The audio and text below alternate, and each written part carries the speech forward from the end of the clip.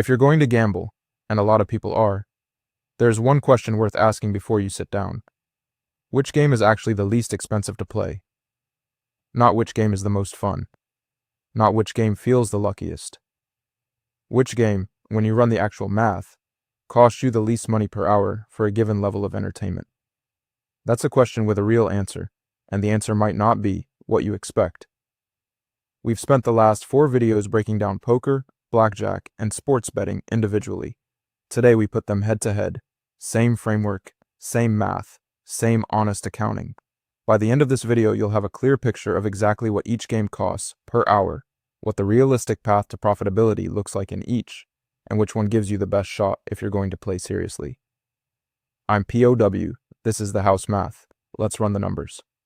Before we compare these 3 games, we need a consistent framework. Otherwise, we're comparing apples to oranges. Here's the framework we're going to use. 3 numbers for each game. Metric 1, expected cost per hour. This is how much money you're statistically expected to lose per hour of play at a standard bet size. It's the most honest measure of what a game actually costs you. Metric 2, break-even difficulty. How good do you have to be? And how hard is it to get there, to stop losing money and start making it? Metric 3, realistic ceiling. What does the best case scenario actually look like for a serious skilled player? Not fantasy, real documented performance. We'll score each game on all 3, and at the end, we'll crown a winner, or at least identify which game gives you the most favorable math. We start with blackjack because it's the most mathematically predictable of the 3. The numbers are fixed, the house edge is calculable. There's less human judgment involved than poker and less line-setting complexity than sports betting. House edge range, 0.5% with perfect basic strategy up to 2 to 3% for average recreational play. We covered this in depth in video 2, but here's the key number for our comparison. At a standard table, $25 bets, 80 hands per hour. Total action per hour is $2,000. At 0.5% house edge, perfect basic strategy player. Expected cost per hour, $10. At 2% house edge, average recreational player. Expected cost per hour, $40. At 3% gut feel player at a bad 6 to 5 table. Expected cost per hour, $60. That range, $10 to $60 per hour, is your blackjack cost window depending on how you play and which table you sit at.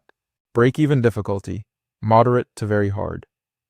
Basic strategy gets you to 0.5%, learnable in an hour. But beating the house entirely requires card counting, a skill that takes months to develop, casinos actively watch for, and results in being asked to leave if caught. Realistic ceiling for a non-counter, break even at best. Realistic ceiling for a card counter, 0.5 to 1.5% edge, which at $25 bets translates to $10 to $30 per hour profit, before the risk of getting backed off by the casino. Sports betting is the fastest growing gambling category in the United States right now, and it's the one where the math is most misunderstood by the people playing it. The VIG on standard minus 110 lines is 4.5%. That's 9 times the house edge of perfect blackjack. But the action volume in sports betting is lower. You're not placing 80 bets per hour. You might place 5 to 10 bets per week. So let's calculate cost per week instead of per hour. Average recreational bettor profile, 10 bets per week at $50 per bet. Total weekly action, $500. At 4.5% VIG with a 48% win rate. Realistic for recreational. Expected weekly loss, $500 times 4.5% effective edge against you equals approximately $22.50 per week. That's $1,170 per year, just handing it to the sportsbook on a $50 per bet volume. Break-even difficulty, extremely hard, requires 52.4% win rate just to break even. The documented professional range is 53 to 57%. Fewer than 1% of long-term bettors achieve it. Realistic ceiling for a recreational bettor, negative. The math doesn't have a ceiling for recreational play. It has a floor, and it's a loss. Realistic ceiling for a genuine sharp, 1 to 5% ROI on total action. which sounds small but compounds significantly at high volume. The problem is getting to that level requires the infrastructure of a professional operation, access to multiple books, line shopping software, and a bankroll most recreational bettors don't have. Poker is the most complex of the three to analyze because unlike blackjack and sports betting, your opponents are human beings, not the house. That changes the math in an important way. The house still takes its cut, the rake, averaging about $19 per player per hour at a standard $1/$2 live game. But above the rake, the money flows from worse players to better players. The house edge isn't fixed the way it is in blackjack. Your edge, or your disadvantage, depends entirely on who's sitting at your table. Here's how the hourly math breaks down across skill levels. A beginner player at a $1 to $2 game, likely losing $20 to $40 per hour once the rake and skill disadvantage are combined. A break-even recreational player, losing roughly $15 to $20 per hour, just the rake. Not losing to opponents, just paying the table fee. A genuine winning player with a real edge, winning $10 to $20 per hour after rake at small stakes, with enormous variance around that number. An elite small stakes player, potentially $20 to $30 per hour. But this represents the top few percent of all live poker players. Break-even difficulty, hard but achievable with study. Unlike blackjack, where the ceiling is the house edge, and unlike sports betting, where the line is set by professionals, poker opponents make mistakes. Big, exploitable, consistent mistakes. A dedicated student of the game can reach break-even within 1 to 2 years of serious study. Realistic ceiling for a recreational player. Break-even to small winner after 1 to 2 years. Realistic ceiling for a serious player. $15 to $30 per hour at small stakes. Higher at bigger games, but variant scales with stakes. Now let's put all three side by side and score them on our three metrics. Expected cost per hour, recreational player, blackjack, $40 per hour.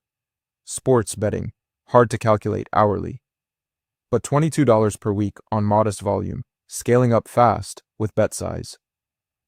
Poker, $20 to $40 per hour depending on skill level. On raw cost per hour, blackjack and poker are roughly comparable for a recreational player. Sports betting is lower per hour only because you place fewer bets, but the VIG percentage is actually the highest of the three. Break-even difficulty, ranked easiest to hardest. Third place, hardest, sports betting. 52.4% win rate required.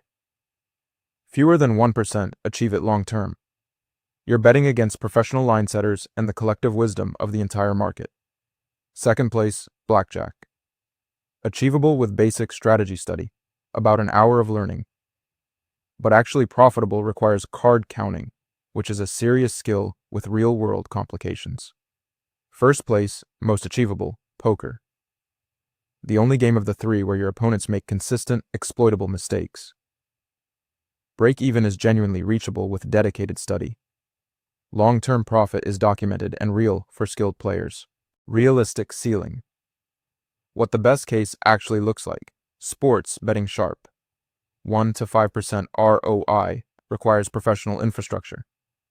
Blackjack card counter, $10 to $30 per hour. Requires casino risk management. Poker, serious player. $15 to $30 per hour at small stakes, scalable upward. On all three metrics, poker has the most favorable math for a player willing to put in serious study. The rake is real, the variance is brutal. But it's the only game of the three where your skill directly takes money from other players, not from a mathematical house edge that can never be fully overcome. Here's the honest summary. If you're playing for entertainment, blackjack with basic strategy is your best value. Low house edge, simple to learn, predictable cost.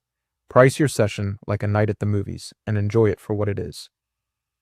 If you're playing for profit, poker is the only realistic path of the three. But understand what that path actually requires. Hundreds of hours of study. Thousands of hours of play. The psychological endurance to survive variance that will test your confidence repeatedly. Sports betting as an income source is the hardest mathematical path of the three, and the one most aggressively marketed to the least informed audience. That combination is not an accident. The math doesn't pick favorites. It just tells you what things cost and what they require. Now you have the numbers. What you do with them is up to you. Next video, we leave the casino entirely and apply these same risk frameworks to something most people consider safe: real estate investing. Spoiler, the math is more interesting than you think. Subscribe so you don't miss it. I'm POW. This is the House Math. See you next week.